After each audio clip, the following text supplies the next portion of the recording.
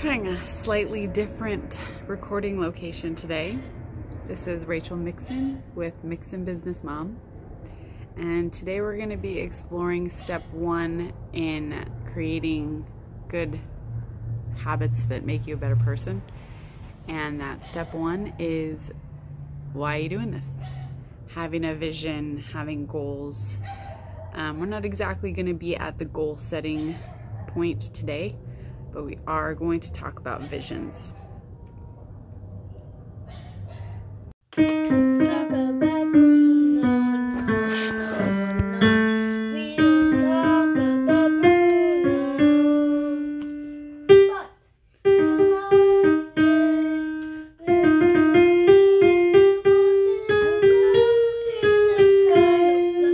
know in the sky, no walking without mist in spring. Oh no, you tell the story, oh my, I'm sorry that Bruno says it looks like rain. Why did he tell us? Okay, so this video is divided into 3 different parts. And the first part is going to be the wrong way to do your vision boarding or journaling about your goals. We're going to talk about limiting beliefs in this first section.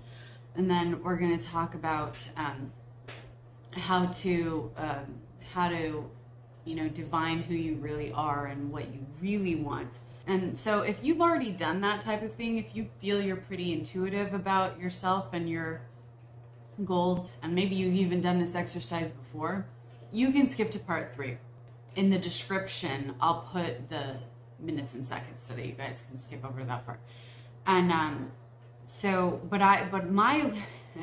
had a lot of limiting beliefs. First, I had attitude about the whole vision boarding thing to begin with. It just seemed like I've been keeping a journal since I was a kid. So it just seemed like, well, I know myself. I didn't want to, but then I started doing it.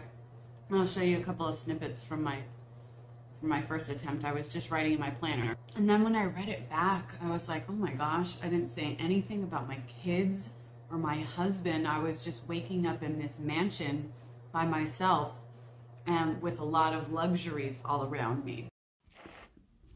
I wake up and my feet touch soft, well-made carpet. I feel rested, calm, and taken care of. My surroundings are comfortable. All sounds, sights, smells, touchable sensations add to my feeling of comfort and relaxation. I drink cucumber water. I dress in clothes that fit and look stylish on me. Sustainably made and purchased in budget. No clothes guilt. In fact, no guilt of any kind. My life is a guilt-free zone. My favorites include sushi, a fresh garden vegetable salad, cotton, linen, silks that fit well. I have muscular arms, tummy, legs, and feet. My hair is keratin treated for optimum flowability. My nails are taken care of. I have help with cleaning, organizing, hiring, marketing, emailing, and I have a personal assistant on staff. I have an open home floor plan, large square footage with a beach view, well-stocked emergency prepared supplies, a generator, solar power, 0 waste, frequent farmers markets visits. I surf, dance, play, and sing daily. If you don't include some of the stuff about your present self and your past self, if you just go at it like, I want to be Beyoncé in 10 years, then you're doing yourself a disservice. So I had to go back and ask myself, where's my family in all of this? What do I really want? And I think I was just, that particular day, I wanted some solitude and I wanted some comfort and luxury. Everybody needs vacation every once in a while, but like, that's not how I want to live in 10 years. The other limiting belief I had was about money. As I said, I'm raised religiously and I really believe that we should be giving to those less fortunate. I pay a tithe, I read my Bible verses, and they all talk about how rich men can't get into heaven. So you know, a limiting belief of mine was, well, do I really want to be rich in 10 years? Because more money, more problems. And, you know, I really should be giving that money away. I don't want to be a bad person. You know what I mean? So I had to redo this initial activity of who is future me? What does future me want? What are future me's goals?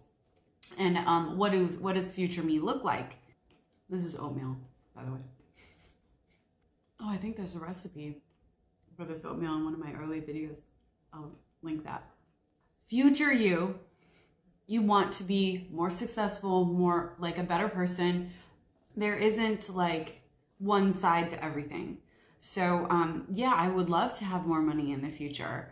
And with that money is going to come more responsibility. So I think, you know, habit tracking and learning to be a more responsible human is exactly the type of thing I need to be doing if I'm going to have more money in the future that I need to be allocating. You just have to be a good planner. And I want to have that ability. So I don't think that it's like that I should shy away from trying to excel and trying to achieve success just because I don't want to be rich or just because I don't want to be a bad person and you know, let it change me. I think I should be changing all the time for the better. And as I build that future self, I think it's going to be okay with her to try to take care of myself just like I'm taking care of other people. And my first attempt at writing that out didn't have any of that. It wasn't just who do you want to be in 10 years? It's like, who am I? I realized, yeah, I'm such a social person. I really want to be part of the community, and I want my community to be really open and have people of all demographics and all economic classes in my circle. So that means that if I'm a person of means, then I have to be seeking out people that don't have means and make them part of my life. But that's exciting. This whole year I wanted to take care of the earth, take care of my children, take care of my family, take care of myself. And then wouldn't that be great to get to the point where I can take care of others? That would be so great. So once I knew who I wanted to be and who I am right now, it was a lot easier for me to know how to proceed and know how to set goals. And I was okay with wanting to make my business and livelihood and the pursuit of success and money one of the things on my list. So I simplified, and what would be the coolest things that could happen over the next 5 years? And that was living close to my parents, electric car commuting so that I'm doing, you know, I'm not hurting the environment when I'm commuting, but only having to do that once a week, 2 fully staffed summer camps, working toward my Sing on Broadway goal, creating a second YouTube channel. One of them's for kids and music, and I want to publish a singing course about how to sing, and 2 books. And I love those goals. Along with those goals, as I have more means, I will be helping more people. I want to help more people. I want that just to lift everyone else around me. And then my husband, I asked him what he wanted, and we've always been pretty aligned about wanting to be successful. Both of us are pretty ambitious. So he wants a house with a pool so the kids can play in it, good square footage. He wants family to be able to come and stay with us if they need to comfortably stay. He wants to get an old Mustang and bring it back to life. So he wants like a 3-car garage for that. And then 2 rental properties that are paying for themselves because we want to have each of our kids have a home. And then lots of free time he wants. I think as I did this, I realized I had a lot of the things that I already wanted, and I am becoming who I want to be. And that's why I took this little footage of me in my backyard, because I mean, the whole point is just to enjoy life more and to share with others so that they're enjoying their life more. But there's a realistic element here in building goals and building a future, is that this is not how every single day is going to be.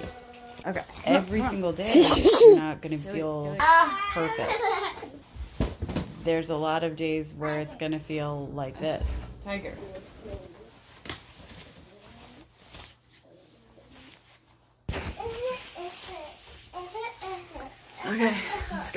Mommy. And while I was working toward all of these visions and goals and habits, my husband was doing something incredibly practical and useful and kind and building the children this so that they could have a playhouse in the backyard. So next week we are going to build some actual goals, make some actual action plans, and make stuff happen so that we can be useful and productive and awesome.